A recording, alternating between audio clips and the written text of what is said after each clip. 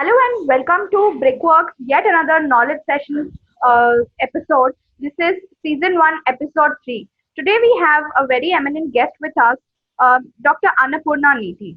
She's an associate professor at the School of Development at Azim Premji University, Bangalore. She has worked as a researcher and consultant to multiple organizations. um and teaching in areas of MSME. Today, we'll be hearing from her a lot more insights on MSME, financial inclusion, women's collectives, informal livelihoods in India, but keeping the focus on uh, micro, small, and medium term enterprises, the challenges, and their new definition, which is given by the government. Uh, Let me add some more profiles of Ms. Nidhi here. Her current research interests also includes informal livelihoods, microfinance, producer companies, and other organizational forms in the development sector. She serves an expert director at the board of Women and Producer Company. She is a fellow PhD at Indian Institute of Management, Bangalore. Over to you, Ms. Nidhi. I guess you can take it over. Yeah, thank you, Ria, and welcome to the session. I'll start the session with a question that has an obvious answer.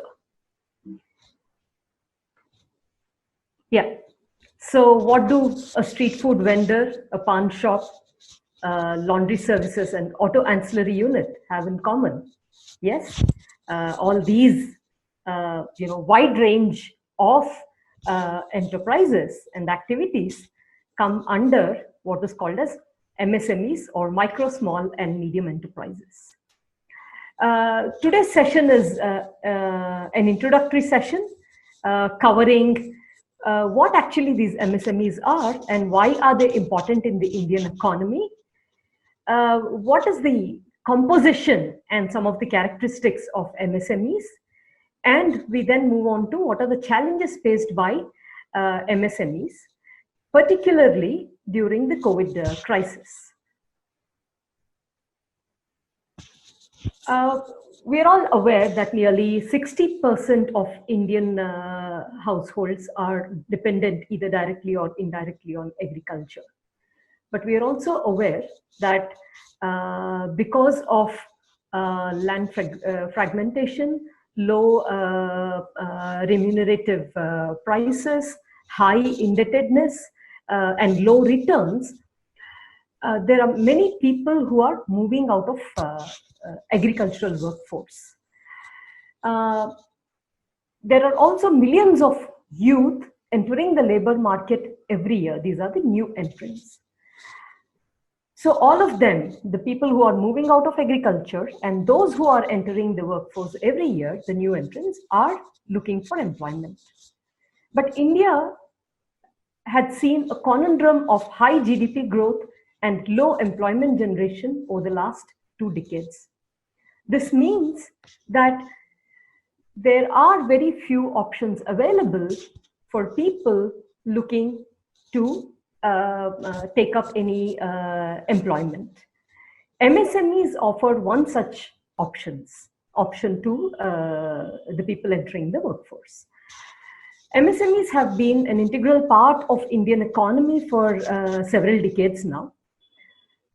They contribute to nearly 45% of manufacturing output, 40% of exports, and close to 30% of country's GDP.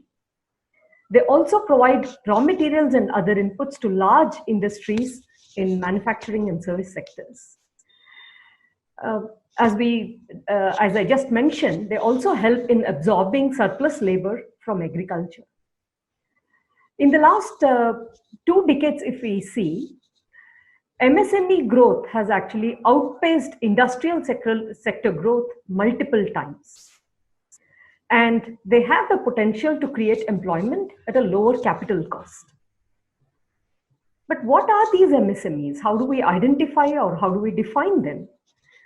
So MSMEs are micro, small, and medium enterprises. There are many ways in which one can define them. It can be based on investment in plant and machinery. It can be based on the number of employees or the turnover. So different countries and different organizations employ a combination of one or more of these measures to identify what MSMEs are. In India, predominantly, we have been using investment-based definition. So as per the MSME Development Act of 2006, there was a distinction made between manufacturing and service enterprises, and limits fixed accordingly. You can see on the screen that different limits in plant and machinery for micro, small, and medium enterprises have been defined. However, this definition has been very recently changed. So now the distinction between between manufacturing and service enterprises is no longer there. For both manufacturing and service enterprises, investment and turnover limits have been defined. So one is that the investment, the threshold investment has been raised, and also the turnover, the measure of turnover has been added to define MSMEs in India.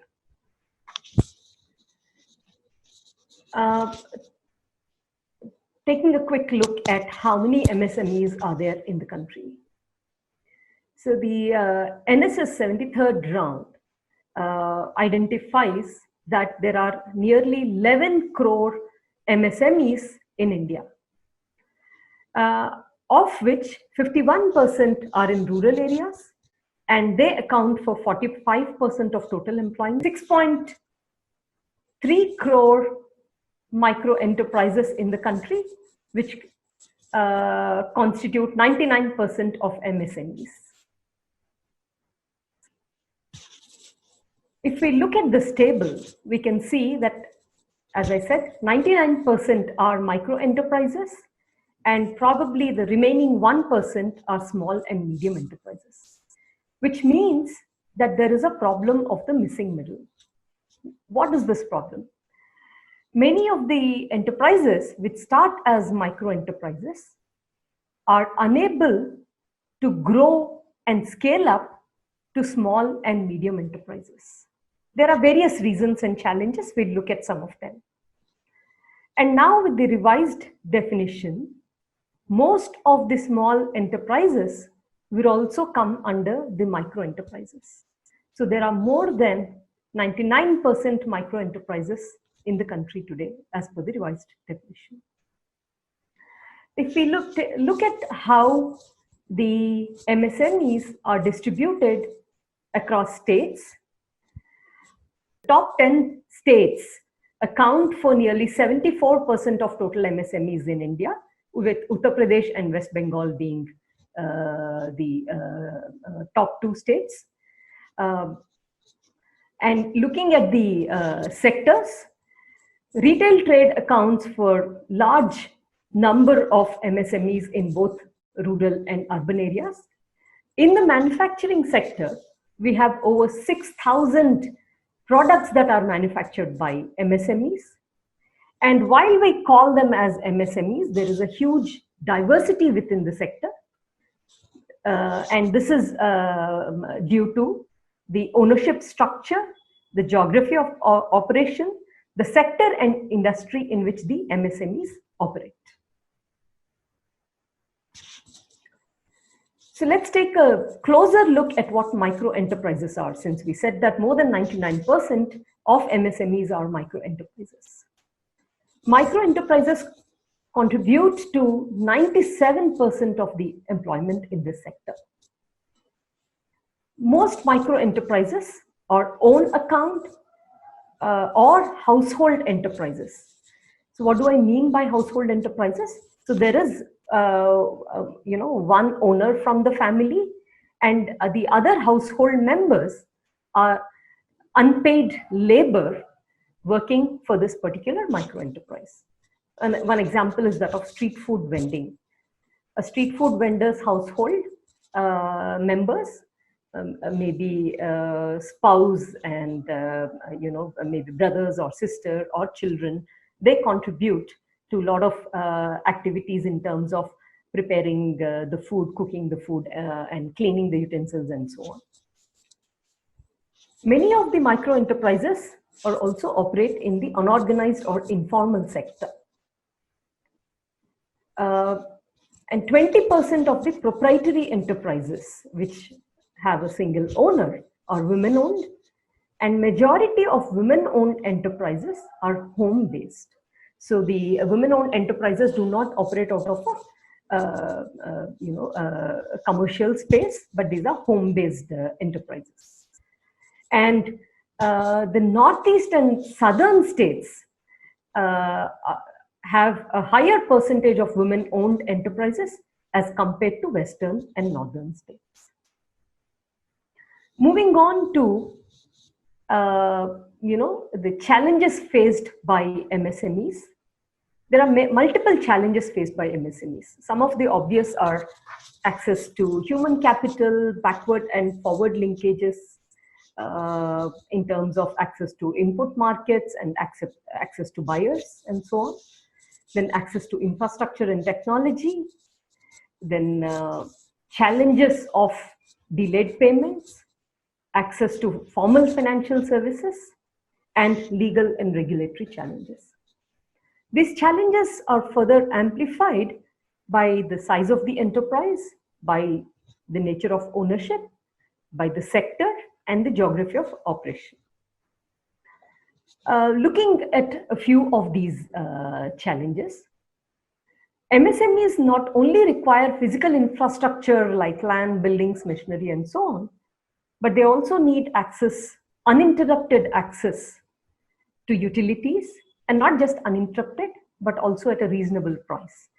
Utilities like water and power, transport facilities, logistics and supply chain infrastructure, telecommunication, access to technology, and for capacity building needs various kinds of training institutes and other ecosystem facilities to support them, such as R&D centers, design centers, tool rooms, testing labs, etc. So this infrastructure is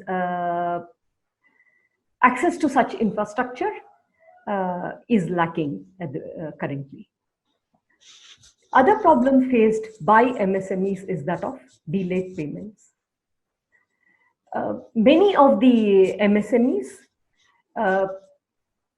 have consistently had delayed payment problems with average debtor days exceeding 90 days during the last 2 decades. This means that the working capital requirements of MSMEs goes up. The delayed payments from large industries has been reported by 44% of MSMEs in manufacturing sector and 27% in the services sector. MSMED Act provides for penalties on buyers in case of delayed payments. But however, MSMEs have weak bargaining power and they fear loss of business, which is why they do not register complaints against buyers who are delaying their payments. There are other initiatives as well to address this problem. One is of trade receivables discounting systems, which has been launched by RBI, which is a digital platform for MSMEs to auction their receivables. A related problem is that of access to finance.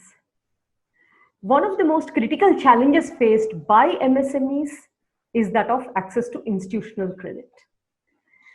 The total debt demand of MSMEs, which is estimated at around 70 million rupees, of this, only 16% is met by formal sources, which means that a massive 84% is met by informal sources, like say money lenders, friends and relatives, chit funds, and so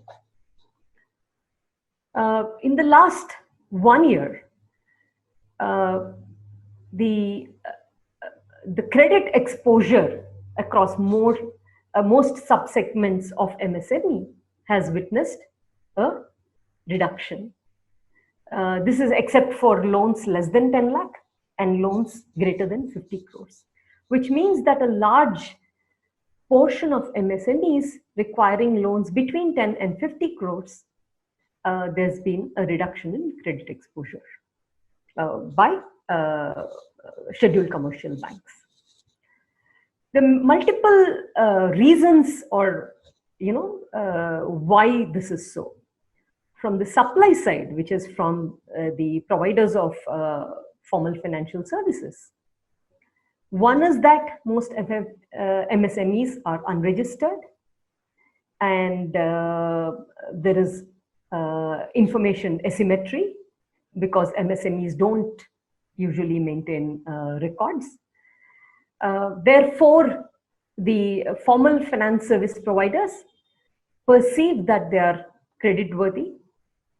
Also, absence of collateral. Many of the MSMEs and micro enterprises in particular are not in a position to provide collateral. Therefore, the formal financial institutions are not very forthcoming in lending to MSMEs. On demand side, there's lack of information and awareness. Again, there's a lack of credit history, their inability to raise risk capital, and delays in accessing a perception that, when we go to a bank, there is going to be a lot of delay in getting loans. Therefore, it's better to borrow from informal sources, which are quicker. And there are many other reasons. I've only listed a few here. Some of these challenges have been addressed, or there have been attempts to address these challenges, and there have been many measures for development, promotion, and support of MSME sector in the country. So going back to the Industries Development and Regulation Act of 1951, which was one of the first to define MSMEs in India. Then establishing multiple institutions for development, promotion, capacity building, and supervision of MSMEs. One example is Small Industries Development Bank of India. Then we also have the small finance banks, which were established a few years back. Then Ministry of Small Scale Industries and Agro-Rural Industries was established in 1991. There have also been various committees for understanding the challenges faced by MSMEs and recommending a way forward. Multiple schemes and policies for providing subsidies, credit guarantees, or ensuring public procurement from MSMEs have also been formulated and announced from time to time. To look at a few more specific examples of such measures, one very important measure is that of priority sector lending, in which a sub-target of 7.5% has been mandated for micro enterprises. Government has announced a comprehensive policy package for small industries and tiny sector in 2000. This comprehensive policy includes credit support, capital subsidy for investing in technology, marketing support, infrastructure development, capacity building, rehabilitation of sick units, and so on. The registration process for MSMEs has also been largely simplified. There's just an online portal where MSMEs can register themselves. However, this alone is not enough. MSMEs have to register under various other acts and various other entities like the GST and GST, income tax, and other multiple agencies, so on. Other measures to ease the procurement and payments for MSMEs are, one is called MSME Sambandh, which mandates that 25% of annual procurement by central ministries and public sector enterprises should be from micro and small enterprises. And there are limits within this for MSMEs, MSCs actually owned by various categories, SC, ST, or women, and so on. So during the last year, nearly 1.3 lakh MSCs have benefited from this particular scheme. Then there is the MSME Samadhan, which is called the delayed payments monitoring system. Like I said, that MSMEs which have not received payments even beyond an agreed upon date from their buyers can use this, can register a complaint on this under the MSME Samadhan, and there are many such complaints registered and are in the process of resolution. We also have the Make in India and Startup India initiatives, which were expected to give a fillip to the MSME sector in India. And new categories of lenders have also been started. One is the small finance banks. Then we also have Mudra, the Pradhan Mantri Mudra Yojana for financing micro and small enterprises in the country. And a draft national policy for MSMEs is under consideration. This is expected to further strengthen the development, promotion, supervision, and regulation of MSMEs in the country. Looking at how the COVID crisis has impacted millions of enterprises the world over, right? There's been an extended shutdown because of the multiple lockdowns, resulting in a triple whammy of loss of income, mounting expenses and debt, and shrinking sources of finance. Add to this, even after the lockdown has been eased, there is slow recovery, very slow recovery, in fact, on account of reduced demand. So the challenges that MSMEs face now have only amplified multifold because of the COVID crisis.